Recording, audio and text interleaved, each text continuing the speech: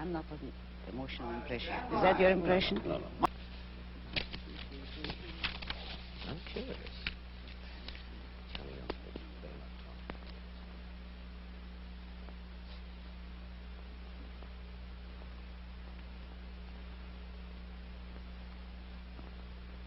This is Mike Wallace with another television portrait from our gallery of colorful people. Throughout the United States, small pockets of intellectuals have become involved in a new and unusual philosophy which would seem to strike at the very roots of our society. The fountainhead of this philosophy is a novelist, Ayn Rand, whose two major works, The Fountainhead and Atlas Shrugged, have been bestsellers. We'll try to find out more about her revolutionary creed and about Miss Rand herself in just a moment. And now to our story.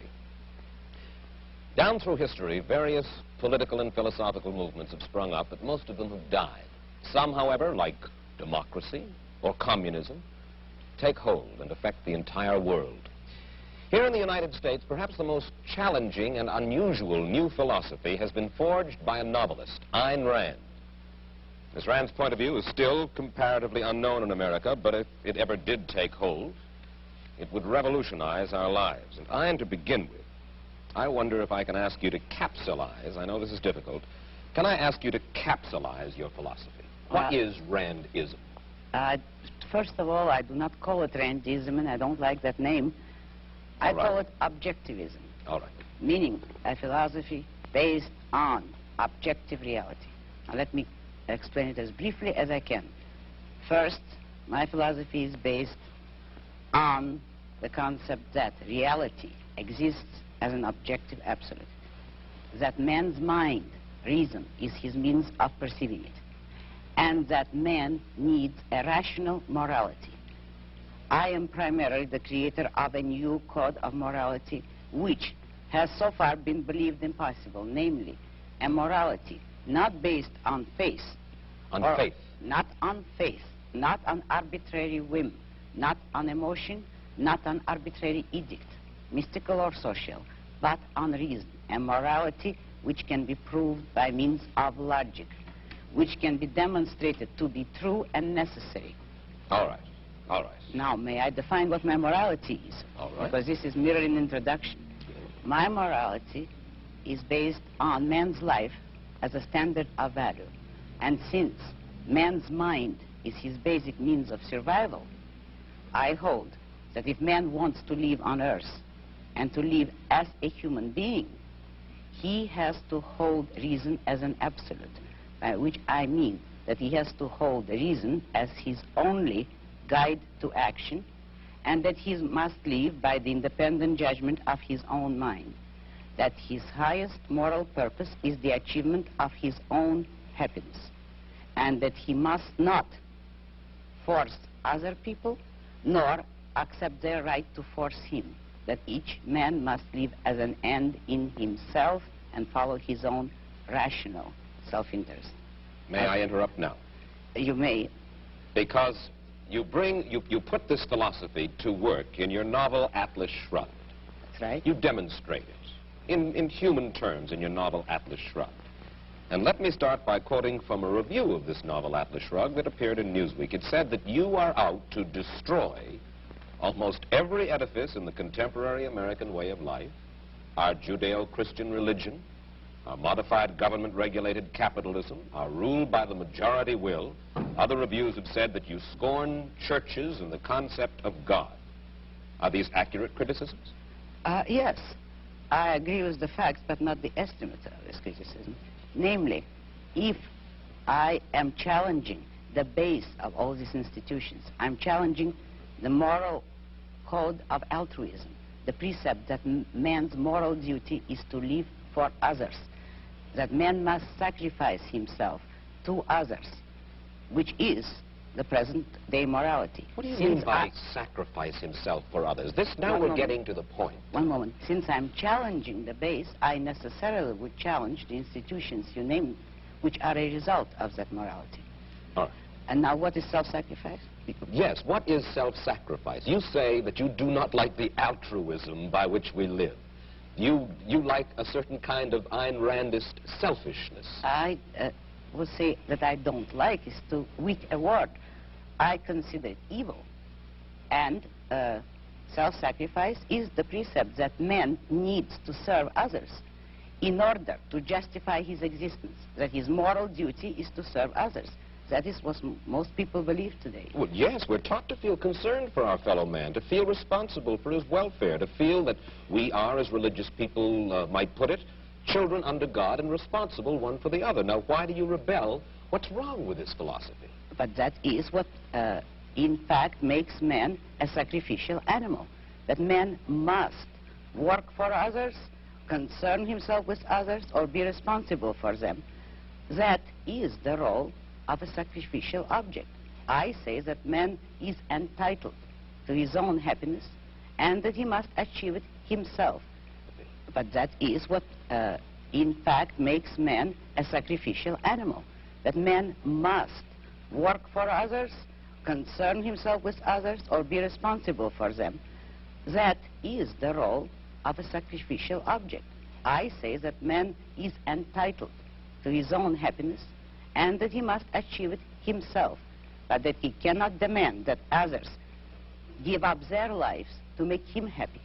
And nor should he wish to sacrifice himself for the happiness of others. I hold that man should have self-esteem, but that he cannot demand that others give up their lives to make him happy. And nor should he wish to sacrifice himself for the happiness of others. I hold that man should have self-esteem. And cannot man have self-esteem if he loves his fellow man? What's wrong with loving your fellow man? Christ, every important moral leader in man's history, has taught us that we should love one another. Why, then, is this kind of love, in your mind, immoral? It is immoral if it is a love placed above oneself. It is more than immoral, it's impossible. Because when you are asked to love everybody indiscriminately, that is, to love people without any standard, to love them regardless of the fact of whether they have any value or virtue, you are asked to love nobody. But in a sense, in your book, you talk about love as if it were a business deal of some kind. Isn't the essence of love that it is above self-interest? Well, let me make it concrete for you. What would it mean to have love above self-interest? It would mean, for instance, that a husband would tell his wife, if he were moral, according to the conventional morality, that I am marrying you just for your own sake. I have no personal interest in it, but I am so unselfish that I am marrying you only for your own good. Well, should husbands and wives would any woman like that? Should husbands and wives tally up at the end of the day and say, well, now, wait a minute. I love her if she's done enough for me today, or she loves me if I have properly performed my functions? No, you misunderstood me. That is not how love should be treated. I agree with you that it should be treated like a business deal, but every business has to have its own terms and its own kind of currency. And in love, the currency is virtue. You love people not for what you do for them or what they do for you. You love them for the values, the virtues which they have achieved in their own character. You don't love causelessly. You don't love everybody indiscriminately. You love only those who deserve it. And then if a man is weak or a woman is weak, then he is beyond love? He certainly does not deserve it. He certainly is beyond. He can always correct it. Man has free will. If a man wants love, he should correct his weaknesses or his flaws, and he may deserve it. But he cannot expect the unearned, neither in love nor in money, neither in matter nor spirit. You have lived in our world, and you recognize the fallibility of human beings. There are very few of us, then, in this world, by your standards, who are worthy of love. Unfortunately, yes, very few. But it is open to everybody to make themselves worthy of it, and that is all that my morality offers them. If they will a way to make themselves worthy of love, although that's not the primary motive. Let's move ahead. How does your philosophy translate itself into the world of politics? Now, one of the principal achievements of this country in the past 20 years particularly, I think most people agree, is the gradual growth of social protective legislation based on the principle that we are our brother's keepers. How do you feel about the political trends of the United States, the Western world? The way everybody feels, except more consciously. I feel that it is terrible, that you see destruction all around you, and that you are moving toward disaster until and unless all those welfare state conceptions have been reversed and rejected. It is precisely these trends which are bringing the world to disaster, because we are now moving towards complete collectivism or socialism, a system under which everybody is enslaved to everybody. And we are moving that way only because of our altruist morality. Yes, but you say everybody is enslaved to everybody, yet this came about democratically, Hein. Free people in a free country voted for this kind of government, wanted this kind of legislation. Do you object to the democratic process? I object to the idea that people have the right to vote on everything. The traditional American system was a system based on the idea that majority will prevailed only in public or political affairs, and that it was limited by inalienable individual rights. Therefore, I do not believe that a majority can vote a man's life or property or freedom away from him.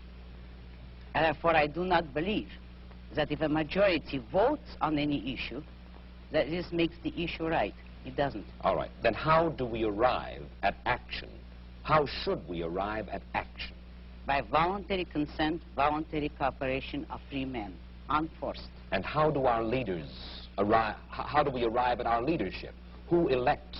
Who appoints? The whole people elects. There is nothing wrong with the democratic process in politics. We arrive at it the way we arrived by the American Constitution as it used to be. By the constitutional process as we had it, people elect officials, but the powers of those officials, the powers of government are strictly limited. They will have no right to initiate force or compulsion against any citizen except a criminal. Those who have initiated force will be punished by force, and that is the only proper function of government. What we would not permit is the government to initiate force against people who have hurt no one, who have not forced anyone.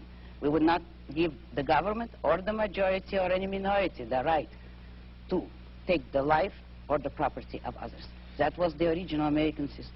When you say take the property of others, I imagine that you're talking now about taxes. Yes, I am. And you believe that there should be no right by the government to tax. You believe that there should be no such thing as welfare legislation, unemployment compensation, regulation during times of stress, certain kinds of rent controls and things like that. That's right. I'm opposed to all forms of controls. I am for an absolute, laissez-faire, free, unregulated economy. Let me put it briefly. I'm for the separation of state and economics, just as we had separation of state and church, which led to peaceful coexistence among different religions after a period of religious wars. So the same applies to economics.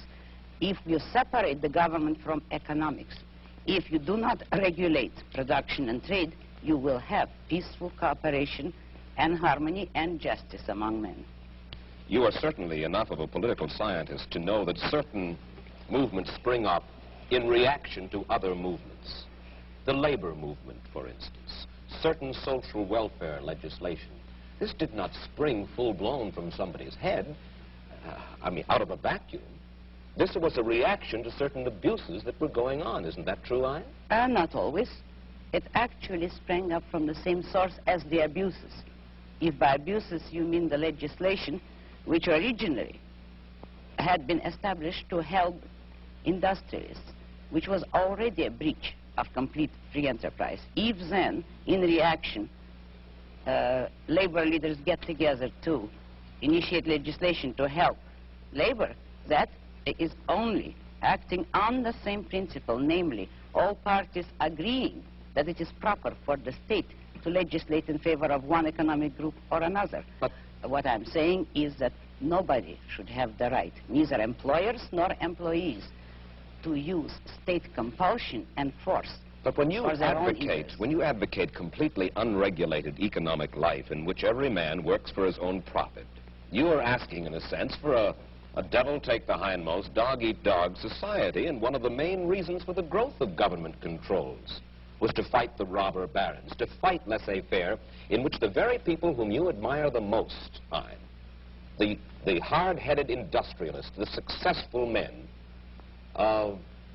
perverted the use of their power. Is that not true? No, it isn't. Oh. This country was made not by robber barons, but by independent men, by industrialists who succeeded on sheer ability. And having, by ability, I mean without political force, help, or compulsion. But at the same time, there were men, industrialists, who did use government power as a club to help them against competitors. They were the original collectivists. Today, the liberals believe that that same compulsion should be used against the industrialists for the sake of workers. But the basic principle there is, should there be any compulsion? And the regulations are creating robber barons. They are creating capitalists with government help, which is the worst of all economic phenomena. I think that you will agree with me when I say that you do not have a good deal of respect for the society in which you and I currently live. You think that we're going downhill fairly fast. Now, I would like you to think about this question, and you'll have a minute intermission to ponder it and then come back and answer it. Do you predict dictatorship and economic disaster for the United States if we continue on our present course? Do you? And we'll get Ayn Rand's answer in just a moment. And now back to our story. All right, Ayn Rand, what I'd like to know is this. Since you describe it as happening in your novel Atlas Shrugged, do you actually predict dictatorship and economic disaster for the United States? If the present collectivist trend continues, if the present anti-reason philosophy continues, yes, that is the way the country is going. But I do not believe in historical determinism, and I do not believe that people have to go that way. Men have the free will to choose and to think. If they change their thinking, we do not have to go into dictatorship. Yes, but how can you expect to reverse this trend when, as we've said, the country is run by majority rule through ballot, and that majority seems to prefer to vote for this modified welfare state? Oh, I don't believe that. You know as well as I do that the majority today has no choice. What do you mean? The majority has never been offered a choice between controls and freedom. How do you account for the fact that an almost overwhelming majority of the people who are regarded as our leading intellectuals and our leading industrialists, the men whom you seem to admire the most, the men with the muscle and the money, favor the modified capitalism that we have today? Because it is an intellectual issue. Since they all believe in collectivism, they do favor it. But the majority of the people has never been given a choice. You know that both parties today are for socialism, in effect, for controls, and there is no party. There are no voices to offer an actual pro-capitalist, laissez-faire economic freedom and individualism. That is what this country needs today. Isn't it possible that we all believe in it because we are all basically lonely people and we all understand that we are basically our brother's keepers? You couldn't say that you really understand it because there is no way in which you could justify it. Nobody has ever given a reason why men should be their brother's keepers, and you've had every example, and you see the examples around you of men perishing by the attempt to be their brother's keepers. You have no faith in anything? Faith? Only no. in your mind? That is not faith. That is a conviction. That is not faith. That is a conviction. Yes, I have no faith at all. I only hold convictions. Who are you, Ayn Rand? When I say that, I would like to know just a little bit of your vital statistics. You have an accent which is... Russian. Russian. You were born in Russia? Yes. Came here? Oh, about 30 years ago. And whence did this philosophy of yours come? Out of my own mind. with the sole acknowledgement of a debt to Aristotle, who is the only philosopher that ever influenced me. I devised the rest of my philosophy myself. Your parents, did they die in Russia, or did they come here to the United States? No, I came here alone, and I don't know. I have no way of finding out whether they died or not. You are married? Yes. Your husband, is he an industrialist? No, he's an artist. His name is Frank O'Connor. And he, not the Paints. writer? He No, paints. not the writer. And does he live from his painting? He's just beginning to study painting. He I was a see. designer before. Is he supported in his efforts by the state? Most certainly not. He's supported by you for the time being? No, by his own work, actually, in the past. Well, I know. By me, if necessary, but that isn't quite necessary. And there is no contradiction here in that you help him. No, because you see, I am in love with him selfishly. It is to my own interest to help him if he ever needed it. I would not call that a sacrifice because I take selfish pleasure in it. Let me put one specific case to you. Suppose under your system of self-sufficiency, one single corporation were to get a stranglehold on a vital product or a raw material, uranium, for instance, which might be vital for the national defense, and then would refuse to sell it to the government. Then what? Under a free system, no one could acquire a monopoly on anything. If you look at economics and economic history, you will discover that all monopolies have been established with government help, with the help of franchises, subsidies, or any kind of government privileges. In free competition, no one could corner the market on a needed product. And let's say there is a deposit. History will support me. There is a deposit of uranium in Nevada. It's the only one in the United States, and that's our only access to that. And for self-defense, we need this. Whereas, let's say, in the Soviet Union, the state is able to command that. And a kind of a strange man of strange beliefs got hold of this uranium and said, I will not sell this uranium to my government. He should not be able to be forced by the government, according to your philosophy, to sell that uranium. But you realize that you are setting up an impossible fantasy. That is, if you're talking of any natural resource that is vitally needed, it could not become vitally needed if it were that scarce. Not scarce to the point where one man could control all of it. So long as, I'm using your example, if a natural resource exists in more than one place in the world, no one man is going to control it. All right, let's take another. How do we build roads, sanitation facilities, hospitals, schools? If the government is not permitted to force, if you will, by vote, taxation, use your word, we have to depend upon the trickle-down theory, upon the noblesse oblige, the largesse. I will answer you by asking you a question. Who pays for all those things? All of us pay for these things. When you admit that you want to take money by force from someone and ask me how are we going to build hospitals or roads, you admit that someone is producing the money, the wealth, that will make those roads possible. Now you have no right to tell the man who produced the wealth in what way you want him to spend it. If you need his money, you can obtain it only by his voluntary consent. And you believe in the eventual goodwill of all human beings, or at least that top echelon of human beings, whom you believe will give willingly.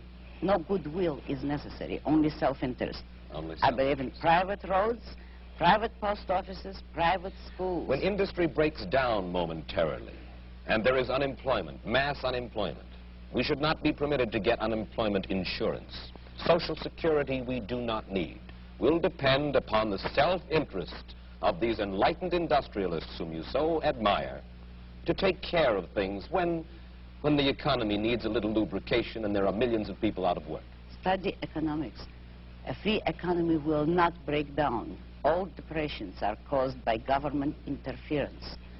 And the cure is always offered so far to take more of the poisons that cause the disaster. Depressions are not a result of a free economy. And one last question. We only have about a half a minute. How many Randists, you don't like the word, I beg your pardon. Objectivists. How many objectivists would you say there are in the United States? It's hard to estimate, but I can tell you some figures. My best intellectual, Nathaniel Brandon, a young psychologist, is giving a series of lectures on my philosophy in New York. He has received 600 letters of inquiry within the month of January. He's giving these lectures, and the attendance is growing in geometrical proportion. Ein, I'm sure that you have stimulated a good many people, more people than already have, to read your book, Atlas Shrugged, and The Fountainhead.